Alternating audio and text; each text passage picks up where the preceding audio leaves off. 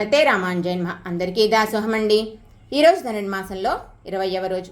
ఈరోజు పాసురంలో 33 కోట్ల దేవతలకే ముందుగా నిలిచి వారి భయాన్ని పోగొట్టే ఓ బలశాలి మేల్కొనుము అంటూ అమృత స్వరూపుడవైన నిన్ను శ్రమ పెట్టి ఆ కూర్మ రూపాన్ని దాల్చావే, అప్పుడు కొండ కింద నలిగిపోయేలా చేసి నిన్ను కాకుండా అమృతాన్ని ఆశించే వారికే కానీ నీ చూపే నీ ముఖమే దారకం పోషకం భోగ్యాన్ని భావించే మాకు ఉపకరించవా అని అడుగుతున్నారు. ఇదిగో మందరిగిరి అక్కడే పరమాత్మ కూర్మ రూపంలో వేంచేసి ఉన్నాడు.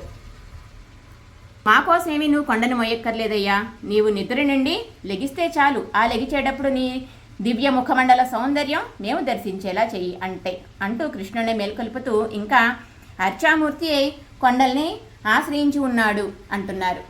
అర్చామూర్తి అయిన తిరువేంకటముడియాన్ ఆయన 7 కొండల మధ్యలో వేయించేసి ఉన్నాడు. ఇలా అర్చామూర్తిగా కొండల్లో ఉన్నాడు, వ్యూహమూర్తిగా పవళించి ఉన్నాడు.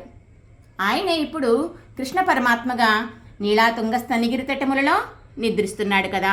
ఆ సౌందర్యాన్ని ప్రశంసిస్తూ నీలాదేవిని మేల్కొల్పుతూ వేచటకు అలవట్టాన్ని అబ్దాన్ని మాకు వసిగి నీ వల్లభుడైన కృష్ణుడితో మేము కలిసి స్నానమాడేలా చేయమని ప్రార్థిస్తున్నారు ఈరోజు పాసురంలో గోపికలు నీలాదేవిని.